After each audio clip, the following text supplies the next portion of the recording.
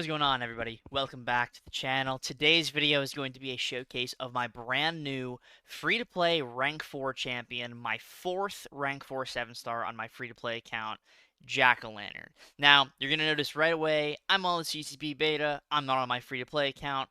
Yes, I realize that.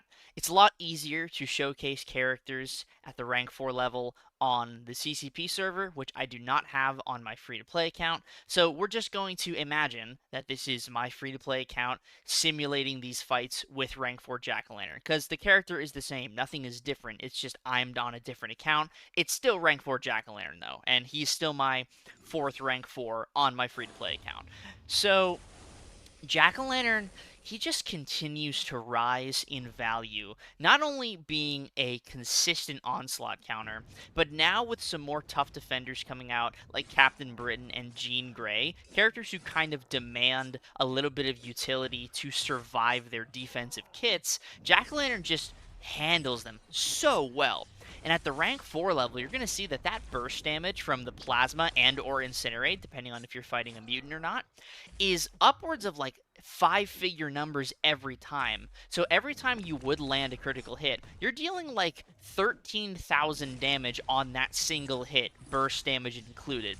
And then, of course, you add in the fact that Jack-O-Lantern has like the simplest rotation ever. You just build to your special 2, and most fights with class advantage are going to be dead after that special 2. If not, one combo after is going to kill them. So Jack-O-Lantern, he really is just so simple, so easy to use. There is not a lot of like technicality involved in the kit. Something you can do to sustain your damage even further is if you land an intercept, you pause your inflamed passives, as I just did right there.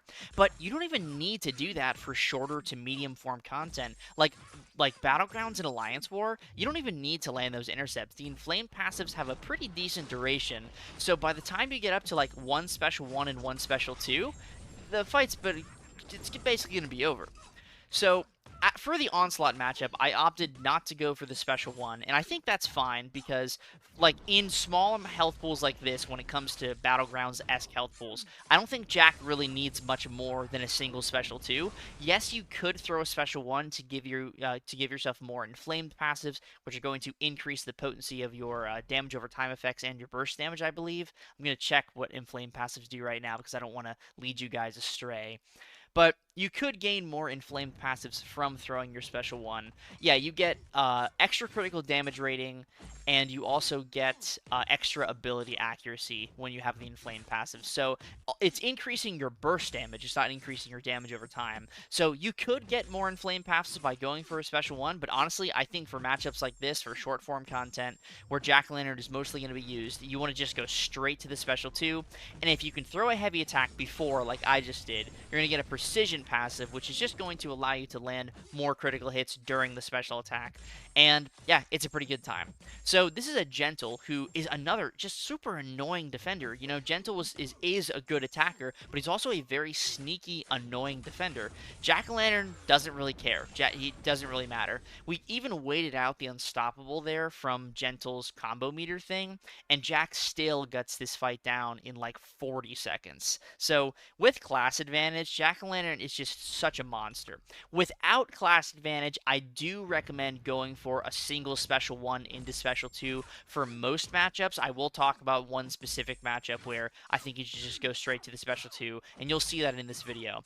But here's Captain Britain. Captain Britain is another super annoying, just brand new buffed defender that Jack-O-Lantern is like so good for. One of the best counters for in the game right now. He's just so consistent. If you have him awakened, he's going to be even better for Captain Britain because anytime he's suffering from an energy damage over time effect, he's going to gain that regen passive, which is essentially canceling out all of the damage that would be dealt by that Neuroshock.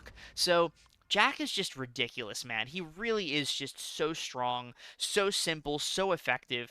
Not only can he handle Onslaught well and Jean Grey and and Captain Britain, but he's also solid for Dust because Jack-o'-lantern can parry non-contact attacks. Now, one fight that I'm actually going to show in this video as a live fight, and you're going to see a little sneak peek of another video I'm working on. Parrying non-contacts makes Jack-o'-lantern great for Zola. So Zola is another brand new defender that is super annoying and requires a lot of specific things to be countered, and Jack counters him. I don't think Jack is the best Zola counter in the entire game, but he's very solid for Zola. He's very solid, and he works as well as he needs to work, given he is fighting without class advantage and fighting a character that is not necessarily easy to counter. Jack, he gets it done, man. So that's a rank 4 dust with Jack in absolutely no time. So last fight I want to show of the pre-recorded stuff, and then I'm going to jump into a live fight against Zola, so you guys can see what I mean for Jack being good for Zola. This is Bullseye. So I want to make something very clear before getting into this. I don't recommend using Jack for Bullseye. I don't highly recommend the matchup. It's just possible because of this right here. I'm blocking Bullseye's special 1, and I'm not taking any burst damage. That is because when Jack has at least one inflamed passive, the opponent's damaging effects suffer 100% reduced ability accuracy when hitting Jack's block during special attacks. So obviously you think of this for like Onslaught and characters in the mutant class that inflict damage over time effects into specials, but it's great for Bullseye too.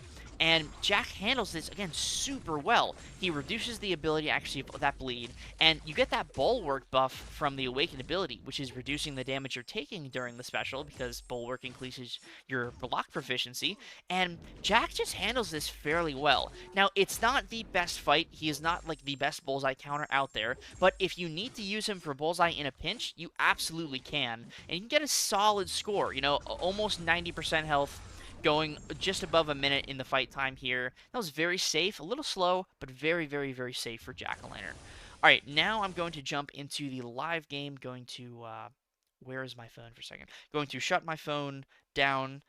You're not going to get to see the sneak peek, actually, because I am not going to show you. You'll see that in a later video. I'm not sure when that video is going to come out. But the last fight I wanted to do for this showcase video is to fight Arnim Zola, just to show off how good Jack is for that matchup. He really is, and I mean this, well, like, with no I mean, pun intended, because I love puns, but he really is a jack of all trades. He just works for so much. He works for so much. And Zola's no exception. Zola, you can just play this fight by doing basic combos, going for a special 1 and then going for a special 2, and you just got to knock him down every once in a while to prevent the ESP charges from building up. And that's it. That's all you need to do. So as you can see, we can parry non-contact hits, throw my heavy attack. Gonna bait the special 1 from Zola here. I'm going to try to get a parry off so I can throw my special 1. Zola is not interested in letting me do that. Okay, there we go. Now I throw my special 1, get a lot more inflamed passives, and like I mentioned earlier, for a non-class advantage matchup, I do think throwing one special 1 is helpful, and it does definitely show the damage increase when you do not have the class advantage. So we're going to bait one more special 1 here from Zola. The one thing about Zola that you probably already know is that he kind of takes a little while to take down. You're baiting a lot of special 1s, and if you don't have a solid option for like pushing them directly to special 2 and then handling them that way, you kind of have to wait a little bit. But with Jack, doesn't matter, because Jack-o'-lantern just handles him like that. Super easy.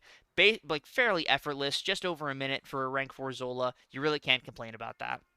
So, guys, thank you so much for watching this video, this quick little rank 4 showcase on Jack-o'-lantern.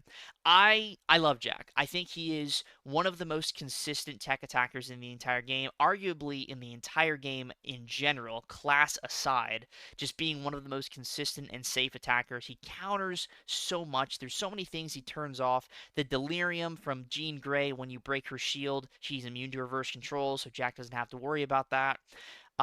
He basically heals from Onslaught and Captain Britain's defensive abilities. Even if you trigger the Daunted on Onslaught, you're still going to get the regen from the Neuroshock.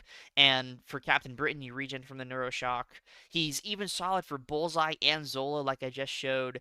Jack-o'-lantern, if you have not ranked your Jack to at least rank 3, you absolutely should, because he is going to be worth your while. He counters so much, and he's just always going to be that utility knife where if you need him for content, he's going to be there and he's going to do pretty well.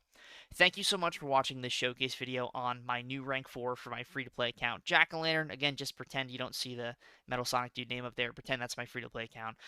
In any case, thank you so much for watching. I really hope you enjoyed the video. Please subscribe and hit that like button if you did, and I'll see you in the next one. Peace.